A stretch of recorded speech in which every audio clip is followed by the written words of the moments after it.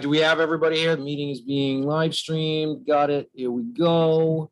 Who's here? Mr. Tanzi, myself. Got it. Good. Mr. Baker, Mr. Galley, Yep. Mr. Baker, Mr. Haynes. Deb's here. Mr. Rubel's here. Tony Riley's here. That's Attorney Timmons, correct? Yes, good evening. Good evening, sir. My name is Rob Rose. I am the chairman of the zoning board. I wasn't here last time.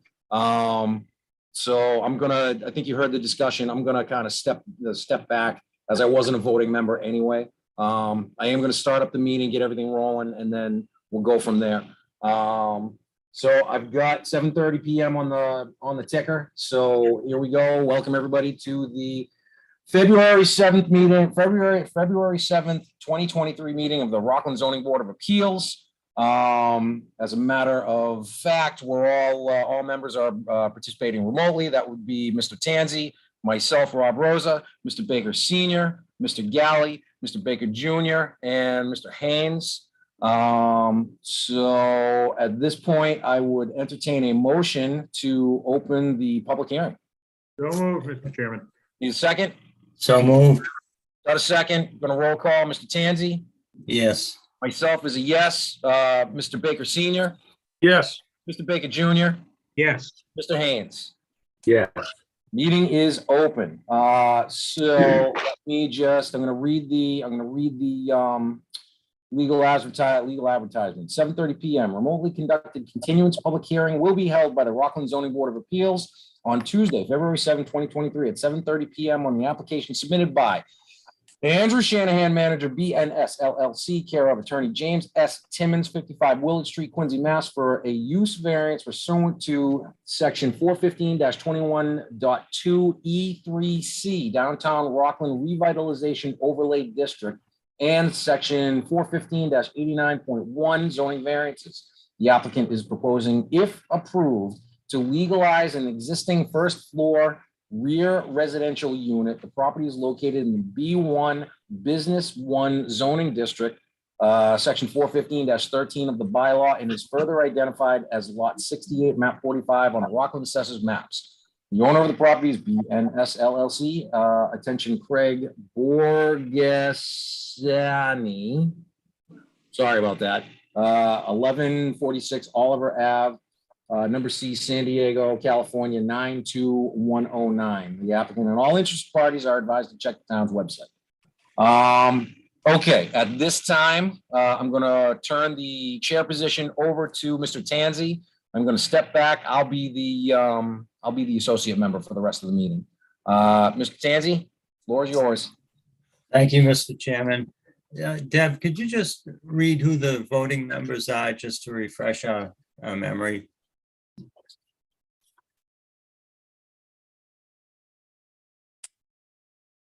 Yeah, I have his voting members. You, Tim, Bob Sr., Stephen, and Robert Baker Jr. Okay. All right. Thank you. You're welcome. All right. Attorney Timmons, would you like to present what you have developed over the last couple of weeks? Certainly, thank you. You may recall that at the time that I requested and the board granted the continuance, I was charged with the applicant and I were charged with a few tasks. One of them was the applicant was to speak to the fire chief regarding whether the building would have to be sprinkled if the requested relief were granted. I think we all knew the answer to that question was yes. That was pretty clear. The applicant spoke with particularity about it's either a 13R or an R13 system that would have to be installed. He didn't meet with the chief, but they had a phone conversation. And the applicant has agreed to do that if the relief is granted. You may recall that short of this unit being residential, the building does not need a sprinkler system. But if we were to add a residential, that would be 3 floors of residential use plus the 5 units, and that would clearly have to be sprinkled. So the applicant is aware of that and has talked to the chief. That was one of the things. A second item we spoke about was your zoning counsel, Mr. Galvin, talked about the possibility of having a fully residential property there, eliminating the commercial use. He thought that might change some of the dynamics of what sort of relief we might need.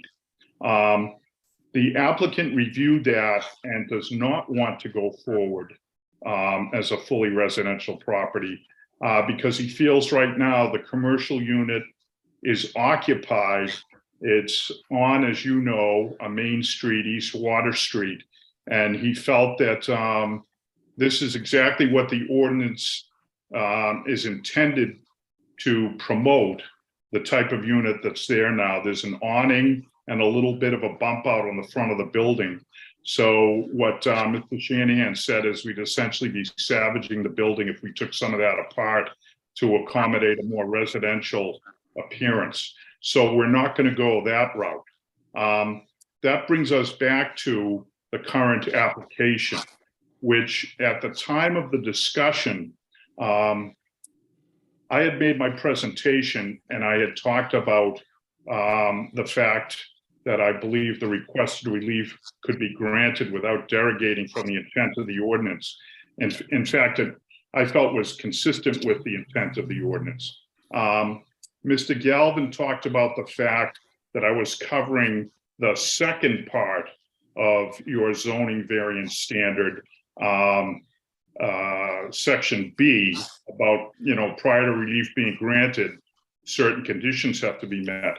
And in addition to that, one of the members raised the question about what is the variance standard, and that case has to be made here as well, which I understood at the time, but we ended up withdrawing to look at some of the other issues.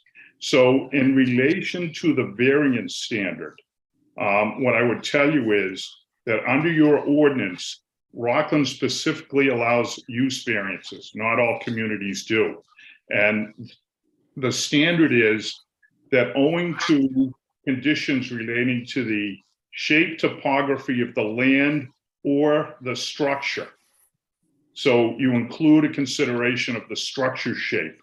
And you may recall Mr. Rubel talking about the fact that this used to be a bowling alley. This is a very narrow structure and it is a very narrow lot. And due to the shape of both the structure and the lot, it is the applicant's position that he can't attract a commercial tenant to locate in the rear. The way the building is set up, it's long and narrow. There's a nice commercial unit in front and it's occupied, but that tenant does not need any more space. There's adequate space for a residential unit in the rear, well, for a unit in the rear. And the fact of the matter is, the owners would like it to be residential. The prior history has been that it has been used as a residential property. Prior to the rezoning of this district, the fact is that there's substantial evidence that that rear unit had been used for residential purposes. You may recall the fire chief mentioned that when they responded to a fire a few years back, there was a residence in place there. Now, I recognize and agree and acknowledge that that residential unit may or may not have been legal, but it was the use at the time. I did some research with the assistance of Mr. Rubel in the building department. He turned over the file to me so I could look at it, and I pulled some permits out, well, applications for permits. As Mr. Rubel pointed out, I have an application that is undated and there's no evidence in the file that action was taken on it. And then I have another application where a permit was granted, and that happened in 1998. I provided copies of those. I didn't do it until today. And I know that the zoning board likes to get its material in advance, well in advance of the meeting. But I had to do a little title work, and then I wanted to meet with Mr. Rubel before I brought these forward, just to make sure that he understood these were in his files, was comfortable with me bringing them forward tonight. And I'm just bringing them forward for the purpose of providing evidence in relation to the prior use of this particular unit as residential, because that was part of the lengthy discussion at the last meeting, whether it had been. Well, the fact is, the application that is undated, that was submitted on behalf of an owner, DNR Trust, that specifically references that they're going to remodel the rear apartment on the first floor and the storefront. So they were doing work on the first floor, storefront, and rear apartment. The owner that's identified is DNR Realty Trust. And I reviewed with Mr. Rubel. DNR Trust owned the property from 1972 until 1981. So during that time frame, we don't know when this DNR Trust applied for this permit. Now, I also acknowledge that there's no evidence in the file that the permit was granted. It's all signed off, and a fee is indicated on it. But the fact of the matter is there's no occupancy certificate, no evidence of any follow-up. But I think it's still valid evidence of a rear residential use for the purposes that I'm proffering it today. And then the second application for building permit, this permit did issue. It was in 1998, and it indicates in the application, if a dwelling, number of families, and it's got the number 5. So it's showing 5 units on it. This was applied for by Tommy Berry, and Mr. Berry owned the property from 1981 until 1998. I beg your pardon. He acquired it in 1998. He acquired it from a party that owned it previously since 1981. So Berry owns it from 98 forward and applied to do work on a structure that he indicated to the building inspector had 5 units. And then a prior use showed a residential unit. Now, I don't want to cause confusion as I did at the first meeting where I talked about pre-existing non-conforming rights. Mr. Rubel and I have gone back and forth on that, and his ruling is that I should come before the board and obtain a use variance to essentially legalize the use. So I accept that, and that's why we're here. The reason I'm showing you these applications is just to show you that prior use of the building, which I think people are aware did occur and recognize occurred as a residence, is something that works in this space. We believe that it's the best use because since Mr. Shanahan and BNS have acquired the property, they have not been able to get a commercial tenant in back. And we attribute the fact that you can't get a commercial tenant to go to an area where there's no street frontage, no street visibility, and is essentially an obscure space. And we attribute that to the shape of the building and the shape of the lot. So we're asking for relief here, essentially legalizing this rear unit as a residential use. We think if the board does this, it will be granting relief that's consistent with the existing zoning for the district, because East Water Street will still have a commercial use in the front. And then it will allow for residential use, and there's certainly a demand for that in that area. You may recall Mr. Galvin talking about the various districts that surround this building. I acknowledge this building is not in any one of them. It's closer to the downtown area than the other areas. But all of those districts that were created were to promote residential housing near the downtown. So where this is a 1-bedroom, 1-unit, we think that it's not going to create any major impacts. That's evidenced by the fact that that type of use has been there for the past several decades. And although there have been some issues, and Mr. Rubel has been out there, and I know the fire department was out there on the occasion of the fire, and then on one follow-up. If we legalize this use, we'll then sprinkler the building. And I think that this is a good way to keep this building at a full capacity, highest best use. So I asked the board to grant the requested relief. I hope I didn't go on too long, and I'm happy to answer any questions.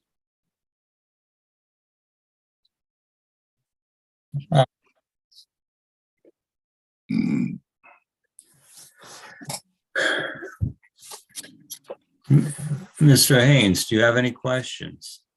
I wanted to go over the issue about the driveway and the parking. Could you just describe the access and the number of parking spaces again for us?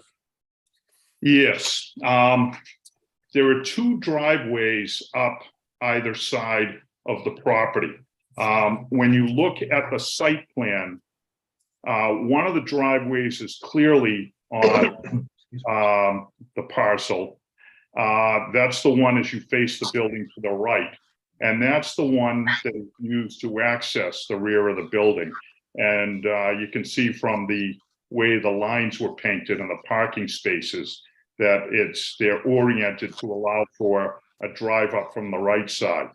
To the left side, there's what has been used historically as a common driveway. There's not a recorded easement allowing for use, but there is an agreement between the parties that they can use that driveway to exit from the property. So when the parking is in the rear, I have taken the position that has not been, and I'll let Mr. Rubel speak to this, but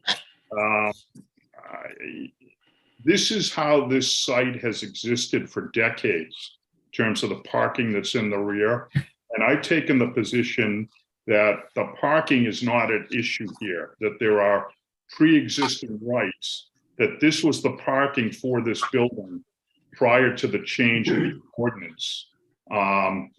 Where before you were solely on the residential use because the fire substantially damaged that unit, and bringing the unit back online occurred after the change in the zoning ordinance. So there are 5 spaces, 1 for each bedroom, covers each unit, and has historically 1 vehicle per unit.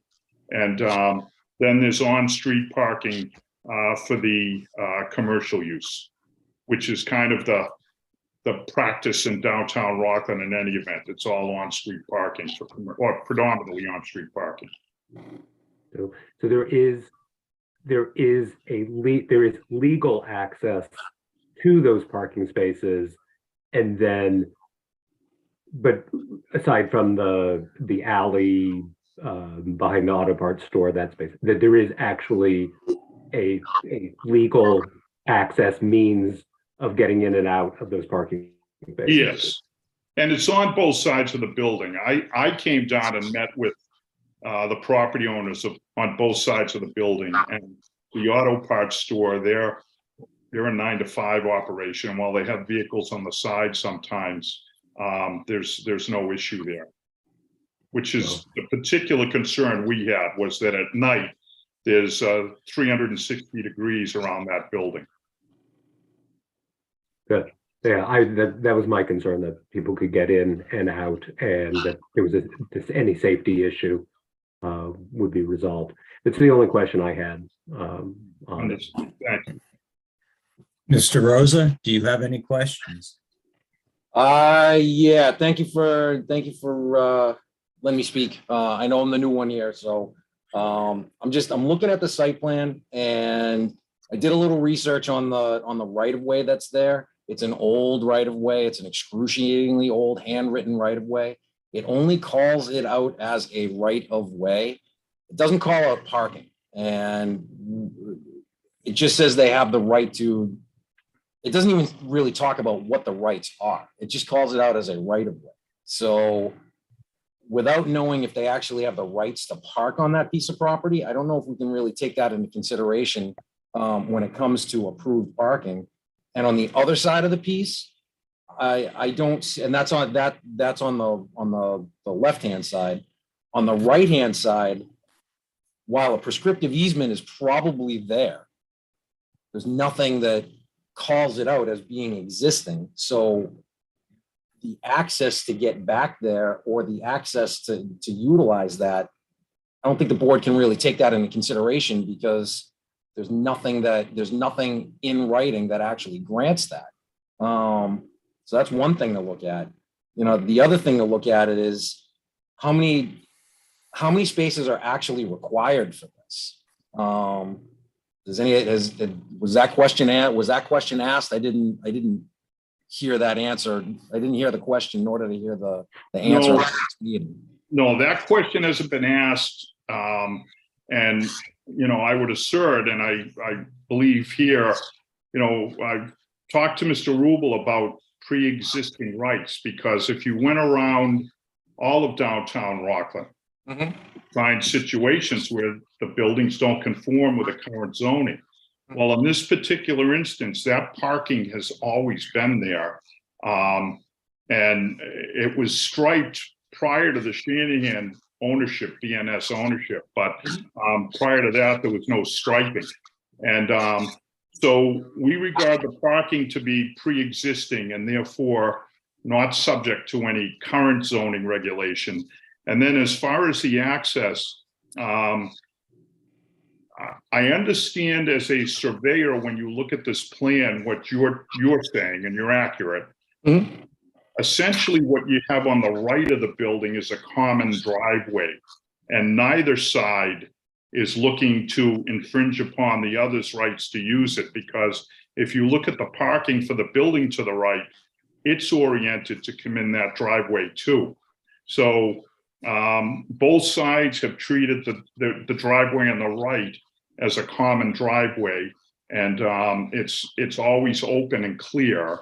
And while you are absolutely correct that there's nothing of record, in reality, no one's taking any steps here, and it's because no one could. If these two get into a boundary dispute, both would lose. And then on the left side, again, you're correct, it's just a right of way, but the only reason that BNS or folks in their property wish to use that right of way is to drive out. So on a right of way situation, you have the right to pass and repass, but you can't park and obstruct. So I acknowledge your points, but I think that the fact it's only a right of way on the left is okay, because that's all we want to use it for. And on the right, where we have, as a practical matter, continual right of passage. And I think the plan shows enough of that. Although, again, a trained surveyor such as yourself would raise this issue, and I understand that, but the reality is that it works. No, that's understood, and that's why I bring up the idea of prescriptive easement. I mean, it's probably there. It just hasn't been adjudicated. So we don't want to do that to the other owner, because that'll stop how they get in and out, and they don't want to do it to us. So yeah, both sides would lose. And we have situations with common driveways up in Quincy where people have actually put fences down the middle. Both get through. So, no, I've been in that situation too. So I definitely appreciate that. The only other thing that I really had was when it comes right down to it, Deputy Chief Heaney, I know you're here. I know you had issues with this, and I guess people have there's been a discussion. If he sprinkles this, you okay with this? Turn your mic on. I want to hear this.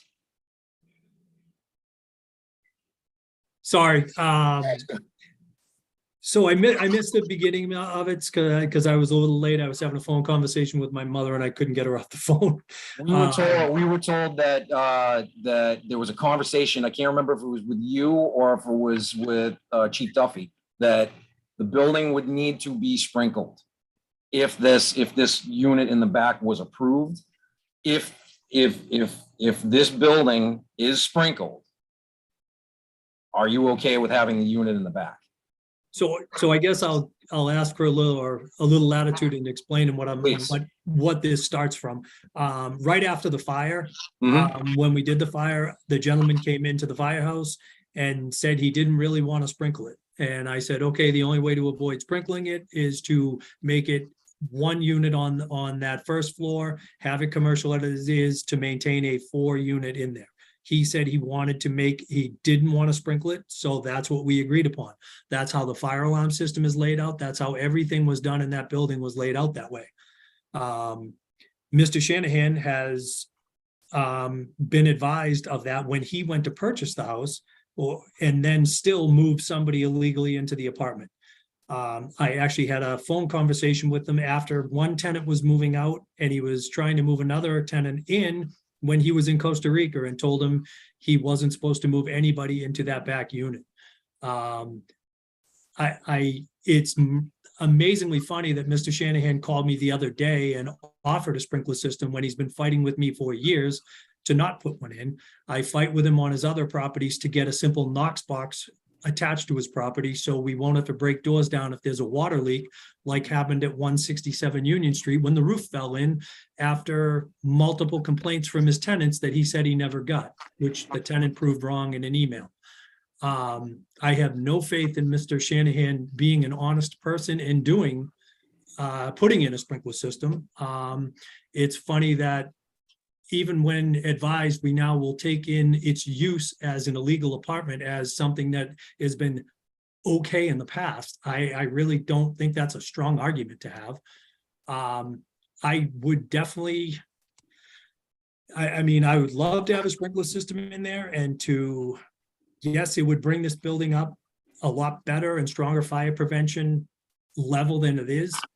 But after what we've been through with Mr. Shanahan, I cannot take him at face value in any honesty of that he will maintain the system, not stuff people in the front unit for residential use. So I would, yeah, give me a sprinkler system, I'm okay for it, but I'm still not okay with Mr. Shanahan owning the property, because I don't think he'll do the right thing by any of his tenants. I don't know if that's a good answer or what you're looking for, but I would be against the zoning board adjusting any of its variance or giving any variance to this property. Deputy Chief Feeney, thank you for, that's the most candid answer I've ever heard. I thank you for that. Mr. Tanzi, can I continue? Yes. Mr. Rubel, I know you've been involved in this, and I know you've seen everything that's been going on with this piece of property. What are your feelings, sir? I know we've discussed this, and and I think you and I are in agreement, that the first floor unit is not allowed. Yes, Tom, the deputy, he forgot one little thing, that we did take out somebody that was living on the front of that unit. There was an apartment on the front of that unit. There was a section 8 that we had to take out, and they had exit signs where it was a commercial building at one time. We had to take the front residential unit. Remember that, Tom? We had to take them out of there because we know that they weren't allowed on the first floor. As far as prior to Mr. Shanahan owning the building? yes. Sorry, Tom. Appreciate it. Thank you.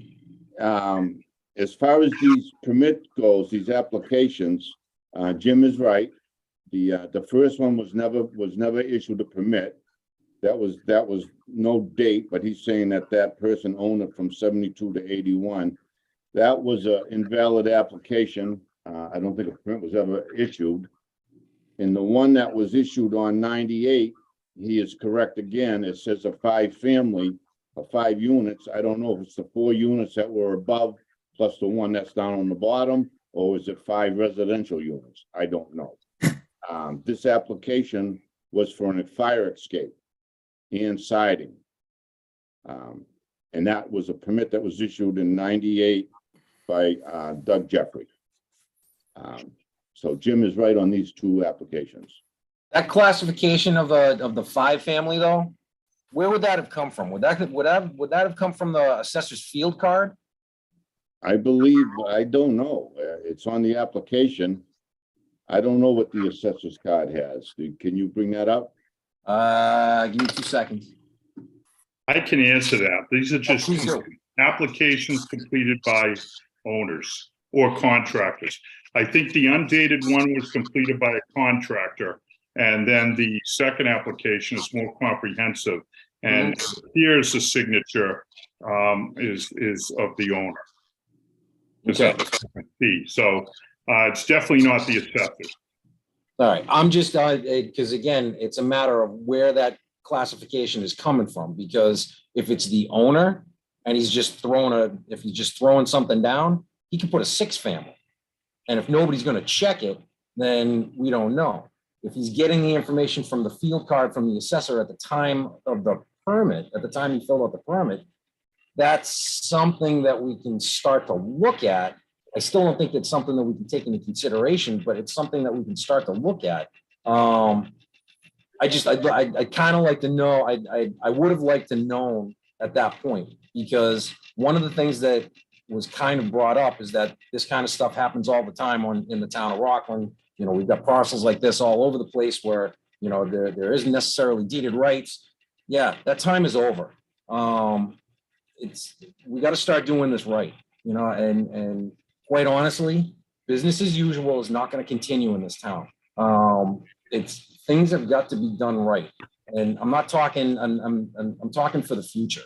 You know, for 20 years from now, for the next zoning board. You know, for the next selectman, this has got to change. I appreciate where you're coming from, Mr. Attorney Timmons. I definitely do. I know this building. There used to be a music store in this building. All right, I know this building. I just don't know how I feel about, you know, with so many people within the town that just don't appreciate what's going on. I don't know how we can look at this and say that the use is only the use is only subject to this property.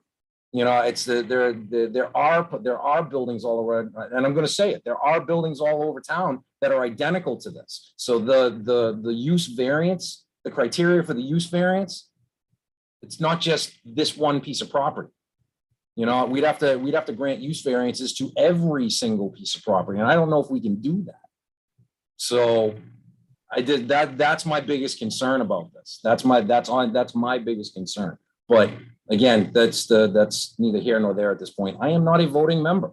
So, Mr. Tanzi, I appreciate it. Thank you very much. I'm going to step down at this point. So, Can I Okay, respond to what we just heard? oh, absolutely. I was asking the chair, but that's fine. Oh, I'm usually the chair, so I apologize. Yeah, no problem. I understand. yes, Well, first of all, and I don't want to put Mr. Rubel on the spot, but there are 2 statutes of limitations when it comes to building permits, 6 years and 10 years. And when this application identifies to the town of Rockland that there are 5 dwelling units in that building, then the town is on notice as of the date of the application, which is June of '98. So that's an argument for the fact that the property is then legalized, and that's how these permits are generally used. It's not whether an owner puts down 6 or 5, because the building department checks the building before they issue a permit. So when this permit issued, there was an acknowledgement by the town that it was 5 units.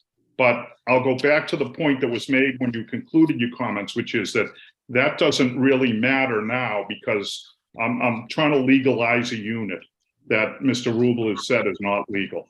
And it's in part due to what Mr. Haney has talked about earlier. I take strong objection to the fact that a town official made statements about an individual regarding his honesty and the fact that since he doesn't trust him, zoning relief should not be granted. That's not the standard in your ordinance. It isn't how you feel about a project. It's whether we meet the standard in the ordinance. And with respect to what Mr. Rosa was saying, this owner is coming forward. I acknowledge he's being dragged forward. I respect the fact that Deputy Haney is upset by the owner's prior activities. And I will say that when I speak with him sometimes, I find some of what we talk about fascinating. But Mr. Rubel, who's the building inspector and issues occupancy certificates, said no to this and told us to apply for use variance. As far as whether a sprinkler system will be installed, the fact the deputy doesn't trust the integrity of this person, that doesn't matter, because if the zoning board grants the relief, you put in the variance a condition, and then the building department enforces that condition. It's that simple.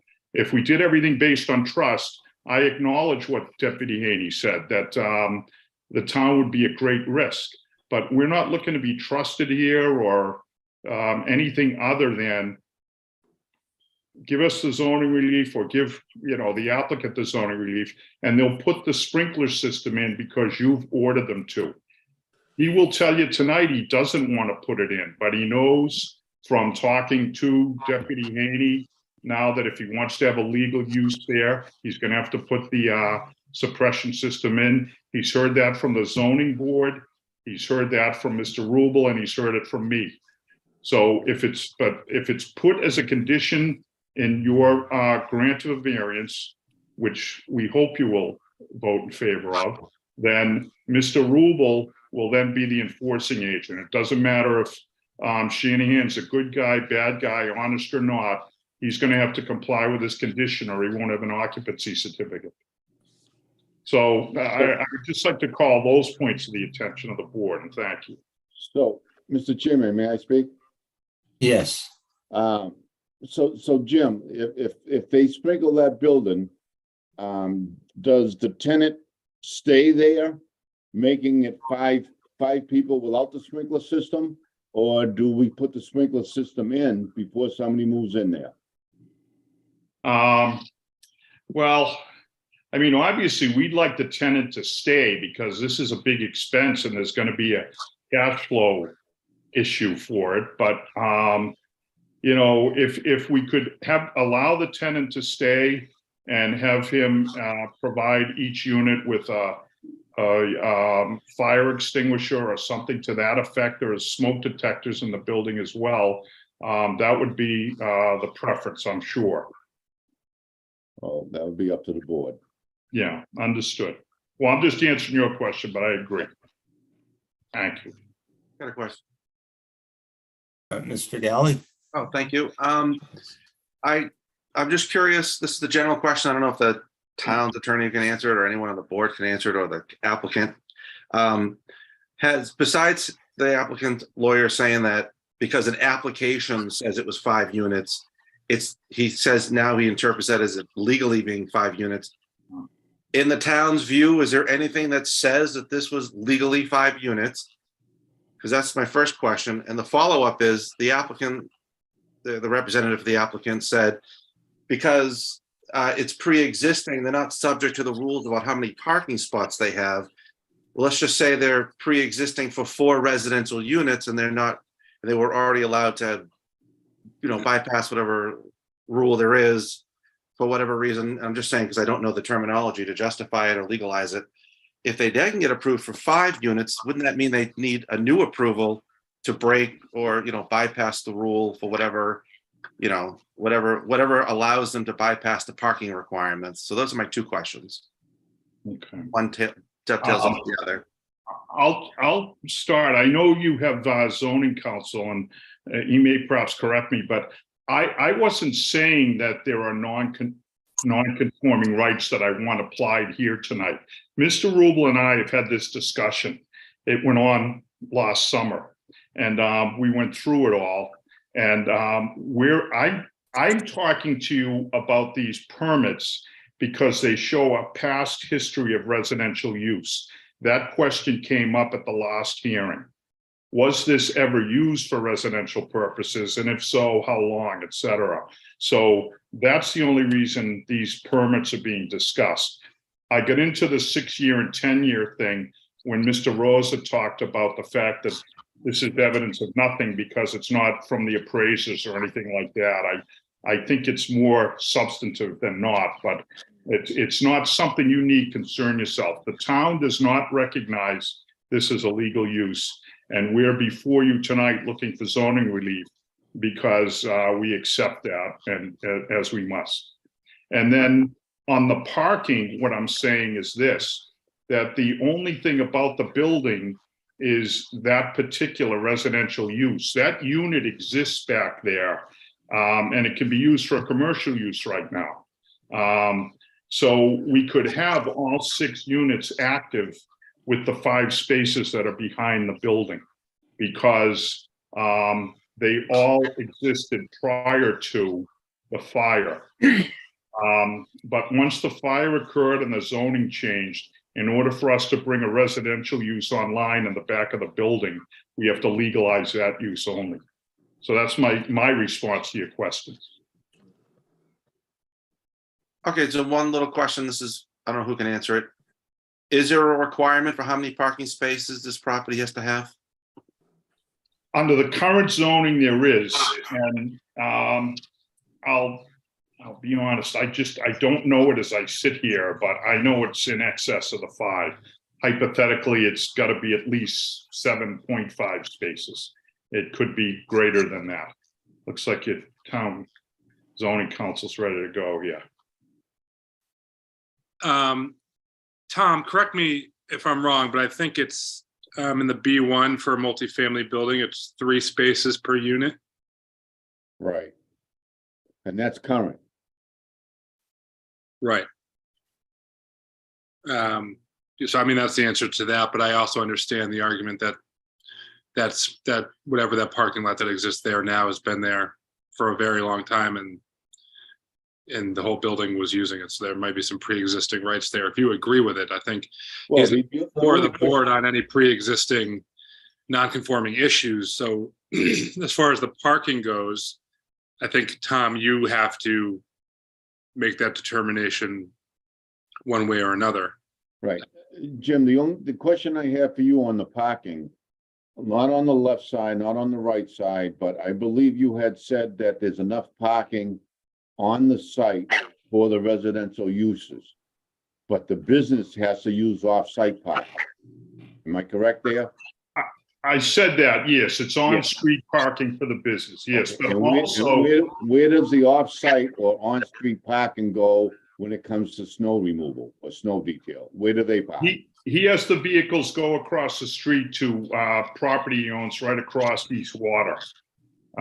It's adjacent to that Dunkin', rather the donut shop area. He owns a property. I don't know exactly where, but it's across the street. And in the wintertime, that's where the vehicles go.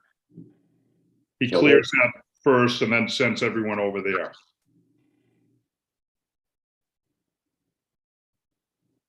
So when the snow, when you get the snowstorm and that business wants to get up and running, he's got to they'll park across the street to get into the office of the business.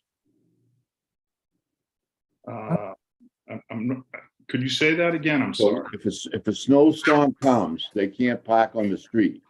They have to park on this other location, and then from that other location, they got to walk over to their business. Yeah, they have off-street parking and they can return to the business, yes.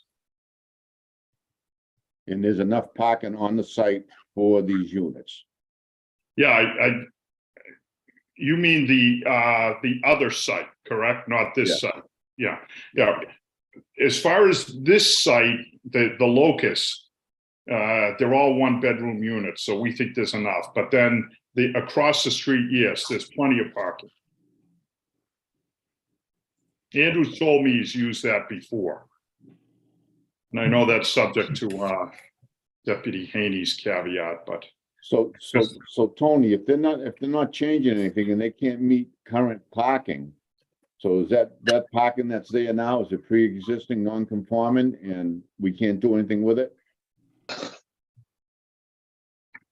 Well, I think you would have to make that determination. I mean, I wasn't here at the last meeting. I'm only listening to what everyone else is listening to. I don't have enough to make a decision one way or another, but it's not really my decision to make in the first place. So, Okay, so I guess right tonight, you gotta decide whether the board wants to allow that apartment on the first floor in the B1 district. Right. And I take care of the parking. right.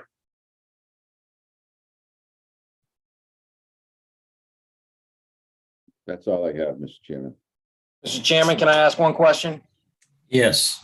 The matter before the board, and again, I read the legal, the legals on this. The matter before the board is deciding as to whether the use variance is appropriate for this.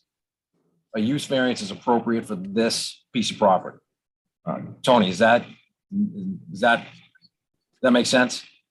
Yeah. Okay, so that's the only thing that we have to take. That's the only thing that we're taking into consideration tonight is, and back at the last meeting, does a use variance work for this piece of property? That's the only thing. Tony, again, I'm asking you just to make sure. Yeah, That's clear. Okay, that's all that I really wanted to make clear. Mr. Chairman, Yes. could I ask a couple of questions, please? Yes. Thank you. First couple of questions I have are to Deputy Chief Heaney. Did I understand you to say that the fire alarm system that was installed not in contemplation of there being a residential unit on the first floor? That is correct. That building, he was told that building was not to have residential on the first floor. Okay, so if the variance were allowed and that rear unit on the first floor became residential, would the fire alarm system then have to be reconfigured? It would, and it would not be a major deal for him to do that. Okay, but it would have to be. Yes, sir. All right.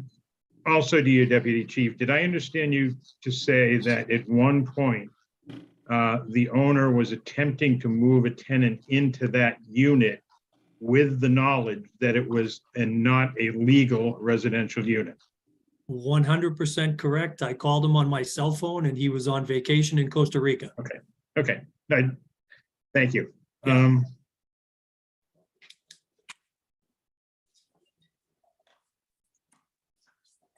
A comment more than a question on the application, and I think it's been made before, so pardon my redundancy. But the mere fact that an applicant listed 5 units on an application, I believe as Mr. Rubel and someone else suggested, doesn't tell us anything about where those units were and whether that first floor unit was identified among those 5. I have a question for Mr. Timmons as to the use of the property. Mr. Timmons, is it your client's contention that it is impossible to rent that first floor rear unit for commercial purposes, or is it more convenient or easier to rent it as residential? well, respectfully, the way that's framed is a tough one to answer. Is it impossible? No, he might be able to get that done in like 5 years or 2 years or whatever. I don't know. I don't know what type of commercial tenant would go back there, but he did try to rent it to a commercial tenant and got no nibbles at all. And within a day of it being a residential, offer, there was interest because there's a demand for residential. So we think that it is, I can't say it's impossible, just like I can't say, I don't know, there's nothing certain or uncertain, but I can say that the way this property sets up, I think the board, those of you who are familiar with the building and those of you who, are familiar with the downtown, who's going to want to locate in the rear of a building where there are then signage issues and access issues? There's just no demand, and there's enough vacancy in Rockland where you can get a much better unit. So I can't honestly say to you, because impossible is like a 100% answer. Okay. But I can say it's near impossible, and that's why we're here on the residential. And that's not a dodge. It's hopefully you'll believe to be an honest. No, I understand the question was probably not ideally structured for a response. But would it be fair to say that it certainly is more convenient for your client to rent it as residential than it would be as commercial? Because of the shape of that particular unit and the location vis-a-vis the rest of Water Street? Well, I won't say convenient, but I will say that it is a hardship if he cannot rent to a residential user, because that is the only user who's offering demand for the unit. So I'm not At this moment. Well, not at this moment, back when he originally acquired the property, and he's owned it for a while now, and the history of the property. But to that point, but to that point, Mr. Timmons, when he acquired the property, wasn't he aware that that rear unit was not a legal residence? Yes. And what happened was, that was when I did the closing when he bought the property. That's how I met Mr. Shanahan, and I talked to him. And I said, I've done work in Rockland. I know Mr. Rubel. He's very reasonable. I called him, and he was completely unreasonable. He sent me to the board. So, but, and that's, I'm joking, Tom. You're not smiling, but at the closing, he knew there was an issue. And from that day forward, we have been working on that issue. So he didn't buy it without that knowledge that it was a problem, but it's not a hardship or an issue that he created. It was being used as a residential unit, and the thought was that we would be able to legalize that unit by coming forward and doing what had to be done. And I told him I would do that, and then began working with Mr. Rubel. And that went on longer than it should have, due to some of our debates over non-conforming and whatnot, and then, these other issues. Well, But it would also be fair to say that it was a circumstance that he acquired with full knowledge. Well, yeah, that's fair to say. Okay, thank you. But he also had. Thank you. Okay, but I'll just expand a little further, that he had full knowledge that the history of use had always been residential, and the prior owner was using it as a residential. He didn't know what happened at the time of the fire, and the issues at the time of the fire arose with the prior owner. Thank you. Baker, senior, would you like to answer any questions? Do you have any questions? One for Tony.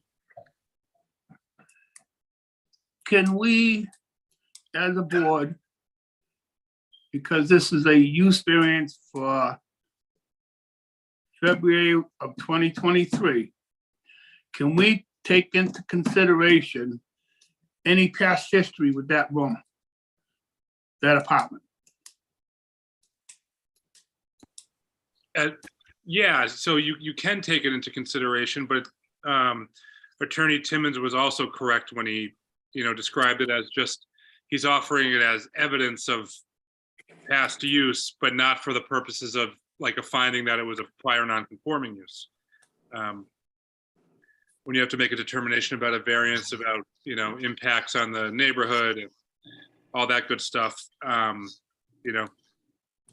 is a piece of evidence that tends to show that it was already being used as residential. So you can consider that certainly. We Even can though it was an consider- illegal apartment, Sorry? even though it was illegally being used as an apartment? Yeah, you can still consider it. You can still consider it. And I would just By say, the way, oh, sorry, go ahead. I didn't mean to interrupt you. Sorry. no, well, I perhaps interrupted, but I was going to say, it wasn't always quote illegal, close quote. That's been part of the discussion and debate.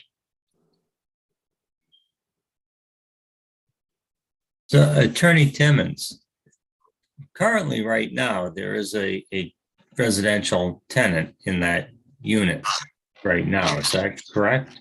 Did I understand that to be correct? Is that correct, Tom? On what?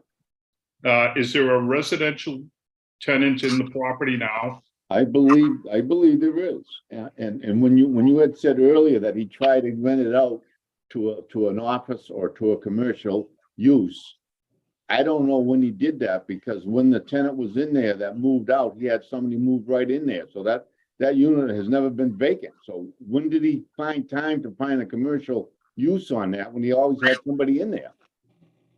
Well, the last time I was there was when that tenant moved out. Yeah, and then how much after? So I'm gonna text Shanahan now. I'll see if I can get an answer.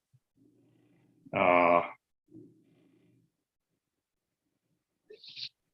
think Mr. Shanahan should have been here. Well, you're right, but there was an issue that arose, and it arose late in the day today. He was at the last meeting.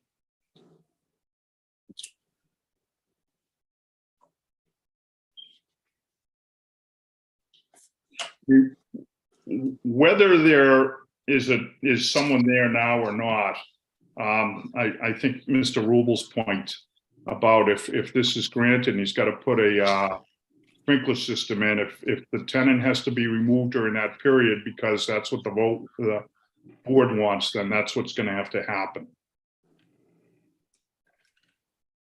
I just think that it would put a little bit more strain on Mr. Shanahan to get it done if he wants to have somebody in there. I just can't see how the sprinkler system, by having somebody there, is going to be a lot better than having that whole floor commercial money-wise. But if that's what he wants, that's what he wants.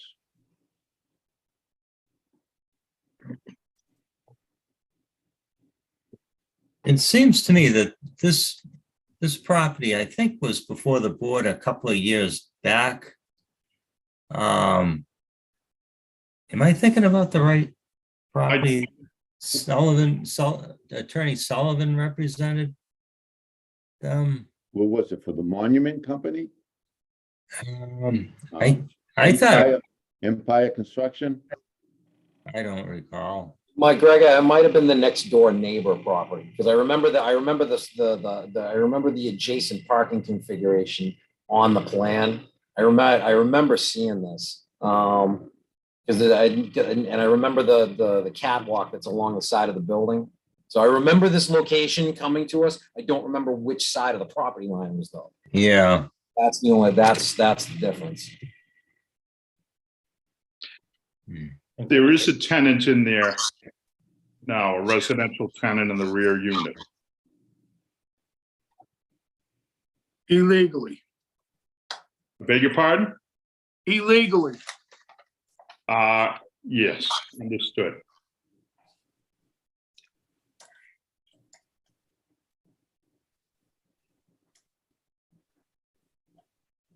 Without a sprinkler system. I don't, Tom, Yes, Tom. can you remember when that tenant left and how much dead time was there when that place was vacant? It was, we were there for a gas leak, illegal storage of 2 motorcycles. And there were gas fumes in the building. So it was, I want to say springtime. I can probably find out a better date tomorrow. I know that doesn't help now, but I don't think it was vacant long. In Yeah. fact, I believe he had a tenant lined up to move right in there. Yeah. And that's when Mr. Shanahan called in, because I called him, because I have his number from previous engagements with him, that he questioned that whether I had been promoted to the zoning authority in town, why you weren't calling him, and you were right across the hall from me. So, yeah, he knew he was not supposed to do this, and he still moved somebody in there after speaking to the fire chief and the building inspector.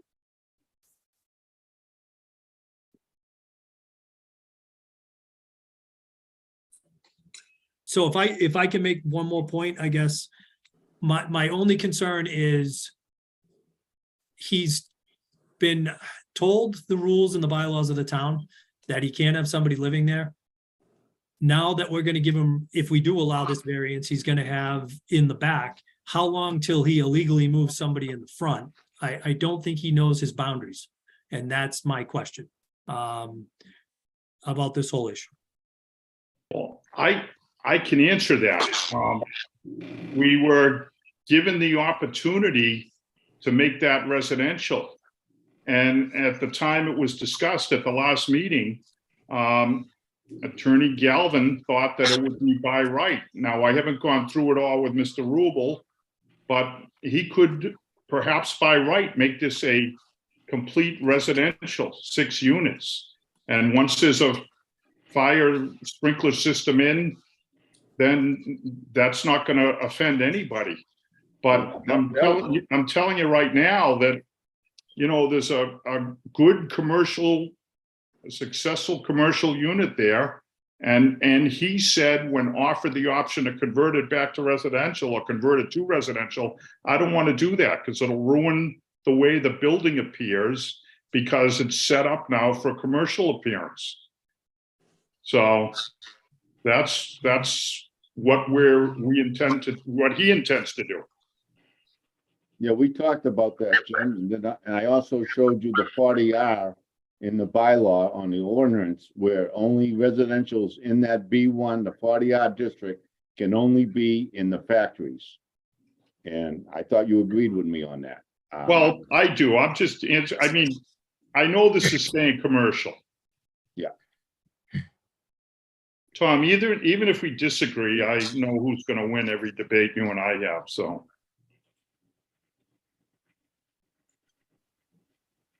Mr. Chairman, if there's nothing left, I'd like to make a motion to close the hearing. We've been beating this thing for an hour now, 2 hours. Does that, Public comment? yeah, well, is there anybody in the audience who wants to speak for this proposal? Hearing none. Is there anybody in the audience who wants to speak against this proposal?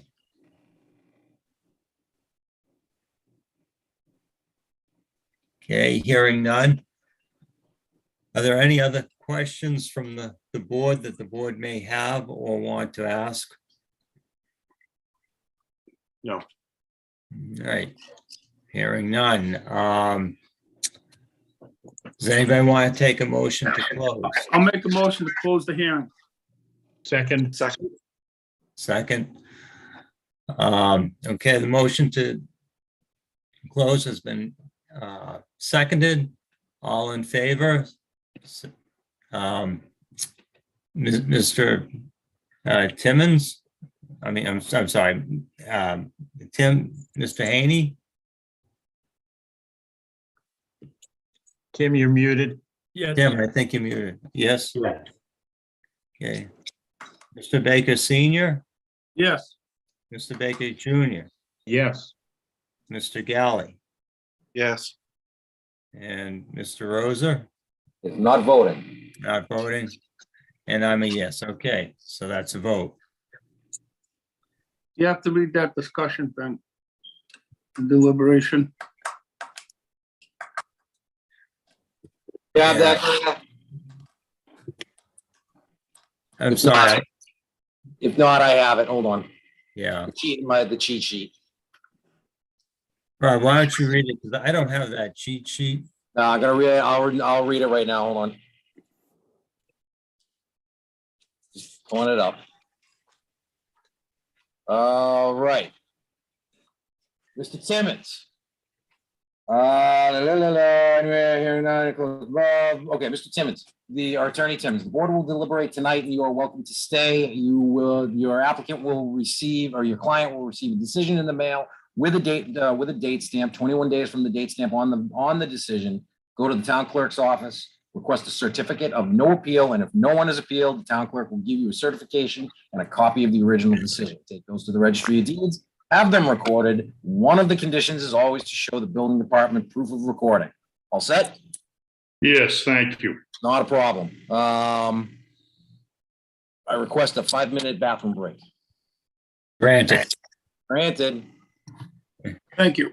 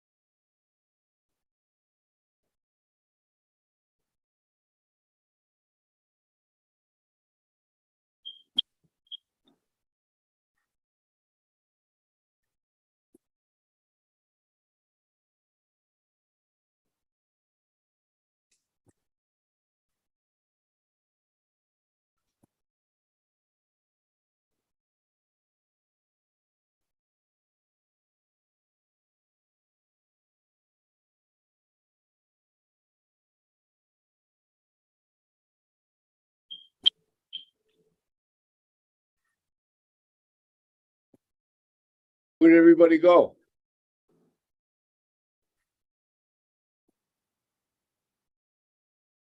Bathroom break. Thanks, Tony. And honestly, for the first time, I actually used the bathroom and didn't go outside for a cigarette. Did you put the seat up? Of course I did. All right. Of course I did.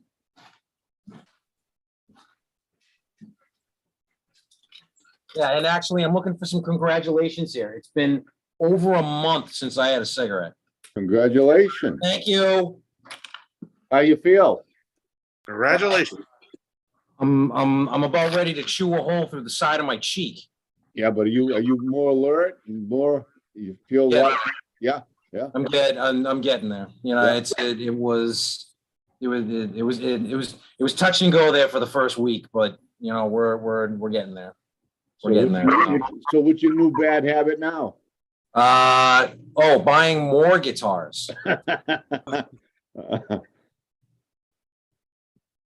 Yeah, no, it was interesting. So, yeah, so I haven't been eating as much. You know, the last time I tried to quit smoking, I gained, oh Christ, I probably gained 15 pounds within the first like 6 months. 6 months, because it just kept going and going and going and going. I have not gained any weight, although I'm going out to the candy machine to go get a candy bar. So. Now I'll become a diabetic. Already am. Sugar free.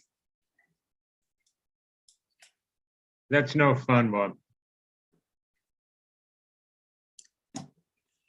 I know how he feels.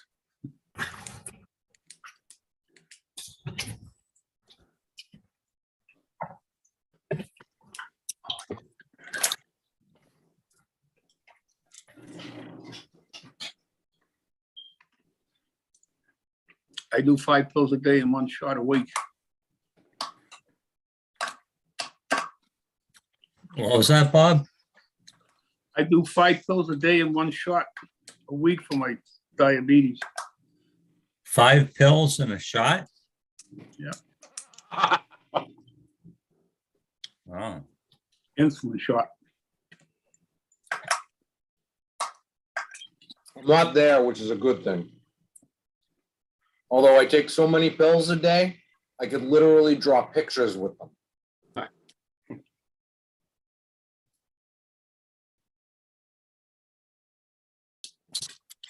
think everybody's back, Mr. Chairman. All right, well. Any discussion?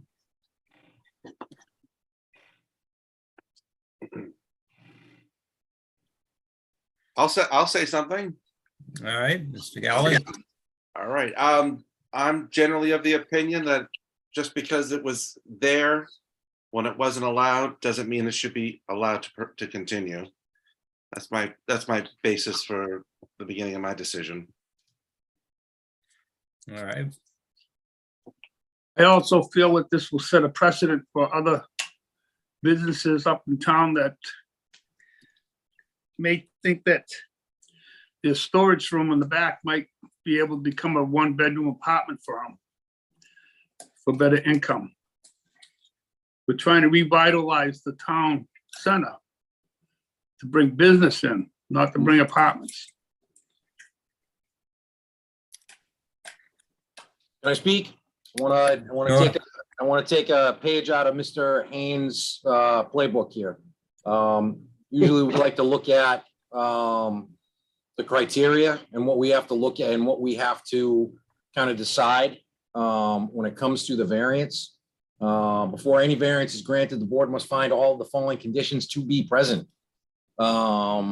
B1, conditions and circumstances are unique to the applicant's lot, structure, or building and do not apply to the neighboring lands, structures, or buildings in the same district. There's no, I do not believe the condition here, I do not believe it's unique to this piece of property. But that's just my opinion. Number 2, strict application of the provisions of this bylaw would deprive the applicant of reasonable use of the lot, structure, or building in a manner equivalent to the use permitted to be made by other owners of their neighboring lands, structures, buildings in the same district. No. Again, it can be you. 2 things can happen. Number 1, again, I don't know the construction of the building, but number 1, the front use could be extended through a door to the back use and make it 1 commercial unit all the way across the bed, all the way across. I believe that's what it was when it was the music store. That's number 1. But number 2, if he can't find a commercial or a business tenant for it, he's looking for the wrong type. And you need to market that towards somebody that doesn't need a street presence. You need to market that to somebody who doesn't have either a retail, aspect or the need for, again, the need to be seen, For walk-ins. Yeah, for walk-ins. Walk-in. Thank you. Yeah. The other way to do it is storage. It can be used for commercial storage. It's a commercial, it's a commercial use. It can be. Number 3, the unique conditions and circumstances are not the result of actions of the applicant taken subsequent to the adoption of this bylaw. There are no unique conditions. So it doesn't work. Number 3 doesn't work. Relief, if approved, will not cause substantial detriment to the public good or impair the purposes and intent of the bylaw. It's precedent. Number 5, relief, if approved, will not constitute a grant of special privilege inconsistent with the limitations upon the other properties in the district. Again, precedent. Grant this, you as the board grant this, everybody's going to come out from out of the woodwork, just like Mr. Baker Sr. said. So again, I'm not a voting member. I just wanted to make that clear. And again, Mr. Haynes does this all the time. I'm sorry to steal your thunder, sir. I apologize, but I wanted to at least make that, make that a thing here. So that's it. It's all on you guys now. Well, I'm glad you said that because I'm struggling with those issues, but I have to say I'm actually in support of the variance because I do think we're trying to get both businesses and residences into the downtown district.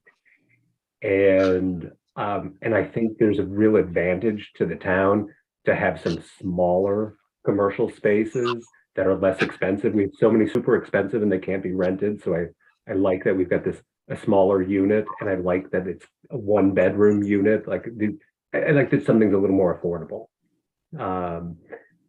That said, I'm struggling with trying to find the rationale. So there's one place that I think would be worth talking about, which is when they had the fire and they rebuilt.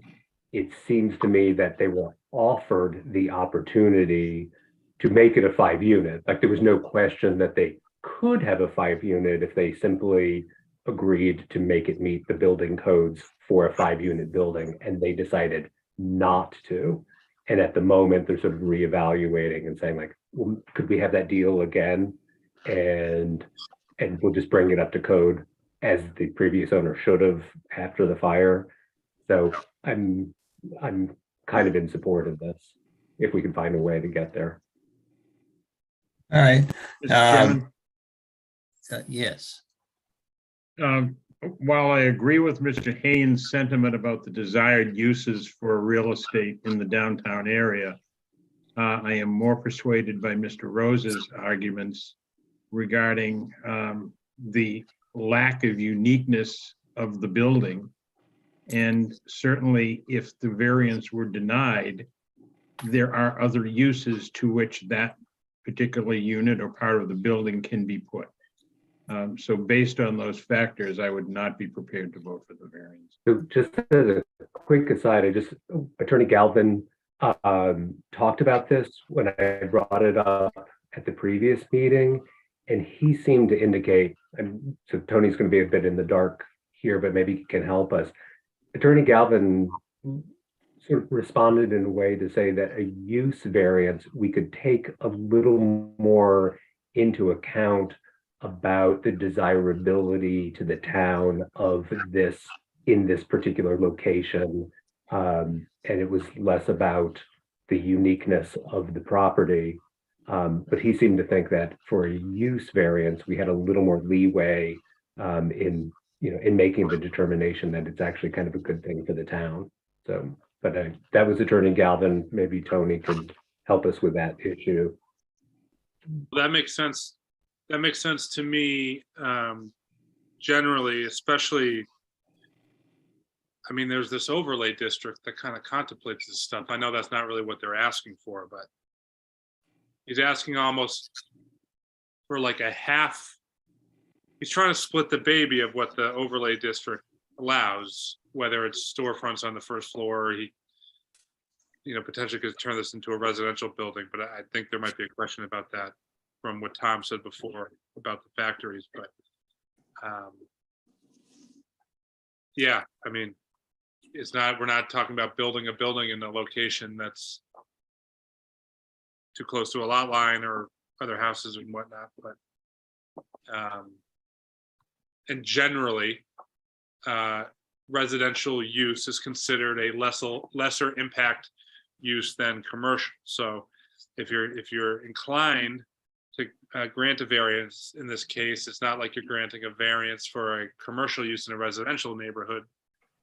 The residential use is actually, considered a less of an impact than the commercial use that should have been there. So I don't know if that really answers your questions. It's kind of my meandering thoughts after hearing everything. But To that thought, can I say one thing? Can I just say one thing? Yes. I appreciate I appreciate both what Mr. Haynes said, Attorney Riley. I appreciate both of them, but here's the problem. We've got a piece of property on Union Street that's kind of going through the same situation right now. Attorney Riley, you know the prospect, you know what we're talking about, or what I'm speaking. You were there. I was there. So that's a situation that I don't want to see happen.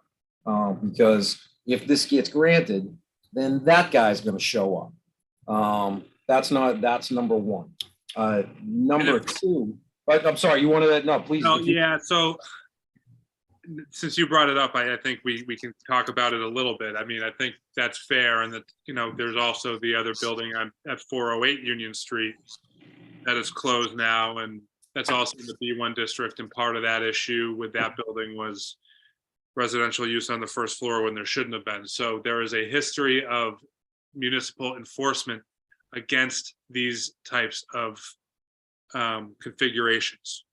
And now there's this property asking for a variance to be allowed to do something similar that we have strictly enforced in the past, to the point where we've, in one case, filed lawsuits and went to court and had a whole trial on the merits to win the case on Union Street and for 408 Union Street. And then the more recent Union Street property, the Board of Health had an emergency condemnation hearing. Well, you don't condemn buildings just for use purposes. There was a lot of other issues with that building, but one of the issues was, residential living on the first floor in the B1 district. So I think it's worth taking into consideration that the town has aggressively enforced this provision of the B1 district, and it may cause issues or may look a certain way if it granted this one when we've enforced others.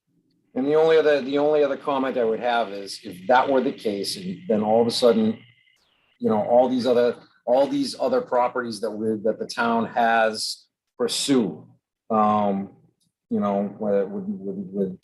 residential units on the first floor, what's to stop every other property owner that does have a business on the first floor that realizes that it's easier, not necessarily easier, and I don't want to say convenient, but it might Viable. it might be viable from a financial aspect to turn their first floor into residential.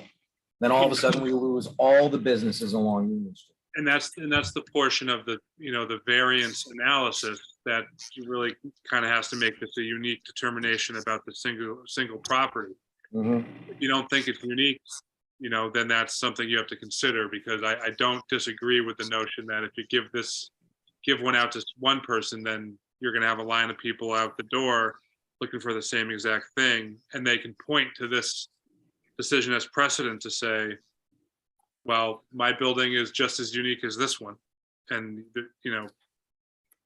you can get into issues, and we've had cases that, not in Rockland, but where we've had issues with enforcement where, it looked like it was selective, whether enforcement was selective or the granting of variances was selective. And, that's looked down upon, obviously. So it's all things to consider.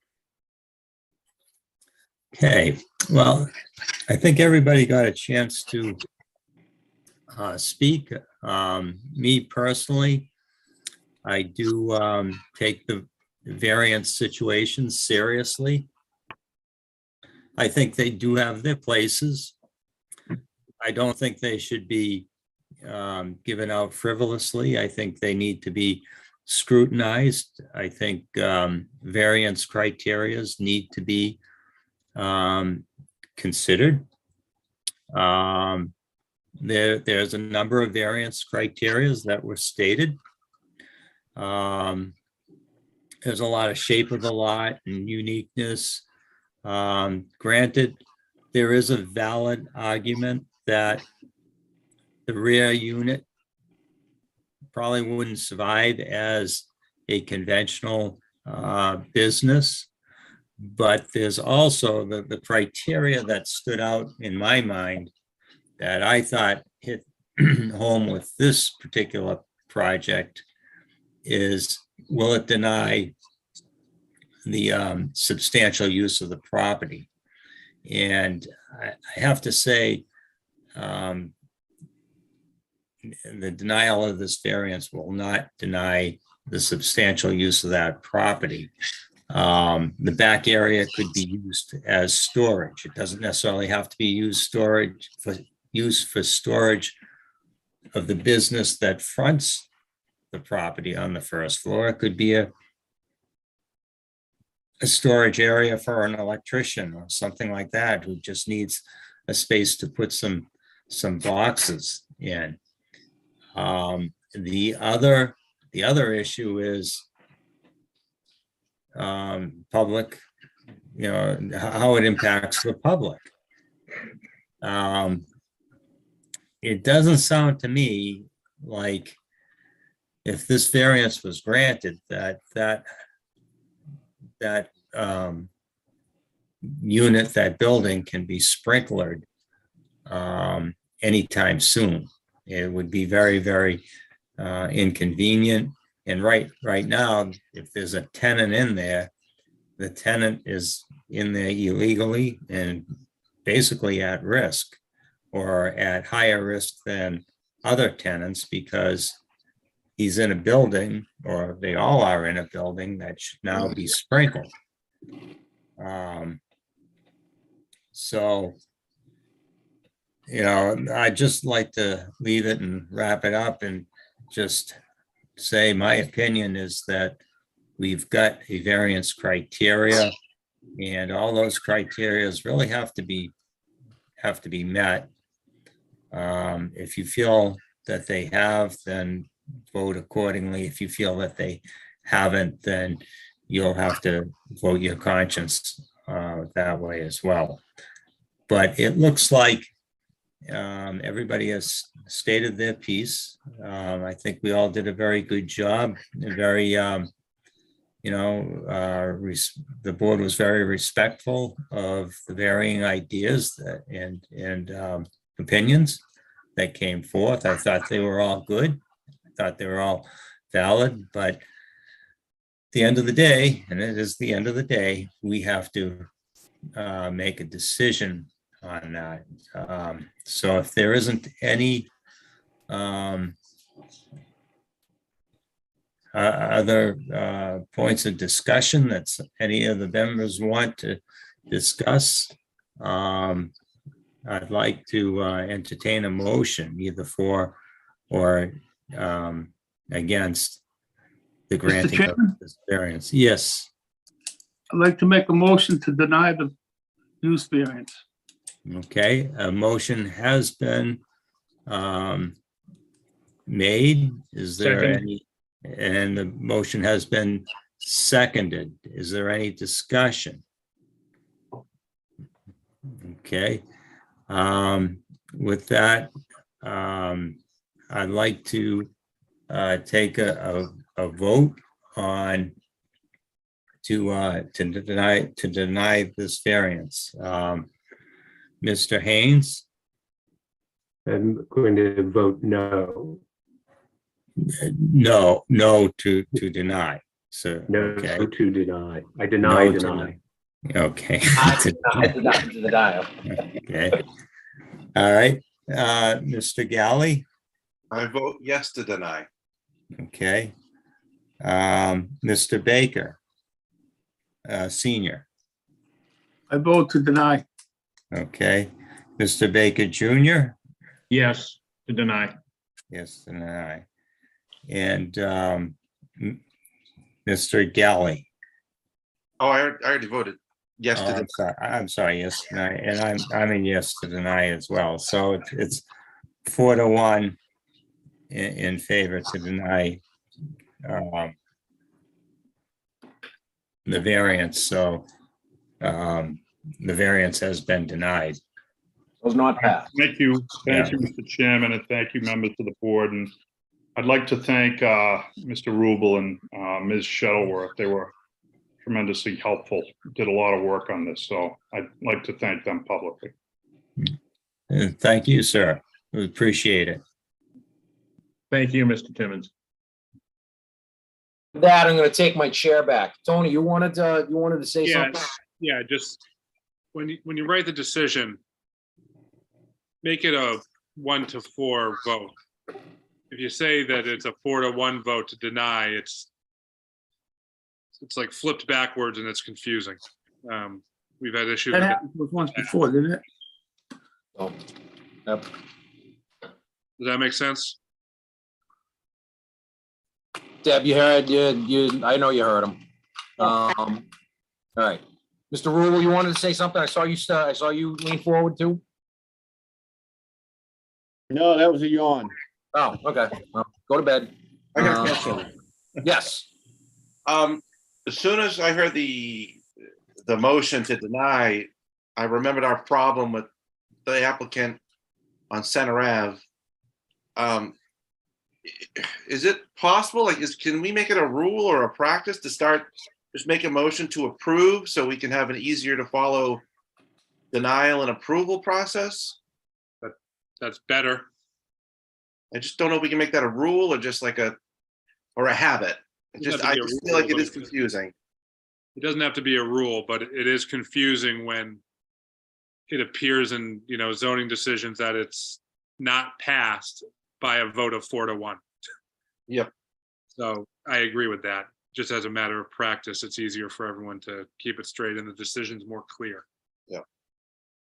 Tony, That's still just the written decision that we're talking about. True. Right, I think, but it's before, yes, but it's at the same time when you're taking the vote, Oh, you can vote to approve it, and then, if it gets denied, it gets denied. So okay. it seems like it is a matter of semantics. You get to the same place, but we've had issues in the past, with appeals and whatnot, that people are confused about what a decision says because a denial looks like something was passed by a majority vote when it actually didn't get a majority vote for what they were looking for. so Tony, could we rescind this vote and re-vote it from the perspective of approving the variance? Oh, So that- No, yeah. no, no. no. It's fine. It's fine. We did that a few months ago. Yeah, Last but we're time. not, If you want to, you can. If you want to. I know. Opening a can of worms, gentlemen. Okay. All right. It didn't pass. It's clear that it didn't pass. Thank you. Ernie Rod. Combed your hair tonight too, sir. Thank you. Accidental good hair day, I guess. All right. I don't so- have those anymore. Yeah, same here purposely. So going back to the agenda, Deb, we got any non-deliberative announcements and scheduling? Just on scheduling, next hearing on the 21st is Shingle Mill, which they've requested a continuance, but that hearing starts at 6:30. And then on March 7th, we already have 2 hearings scheduled. So do you want to start that meeting at 7 o'clock as opposed to 7:30? 6:30 is not a good time for everybody. I have no life, so I don't care. Fine by me. So what time are we starting that again?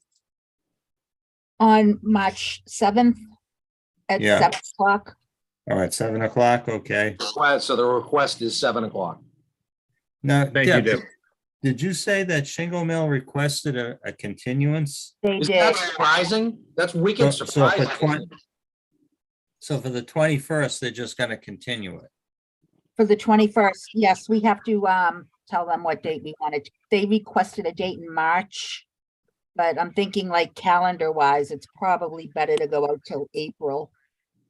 Okay, And then we have 2 hearings scheduled for that night because they requested the continuance. We won't be hearing anything on Shingle Mill. okay.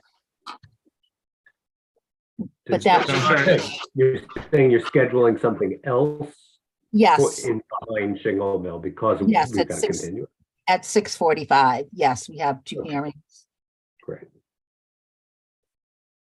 I'm sorry, what'd you say, 6:45? Yeah, 6:30 is the 6:30 was technically the Shingle Mill. Okay, but they want to continue, so that's gonna Make the take. second less- one 6:35.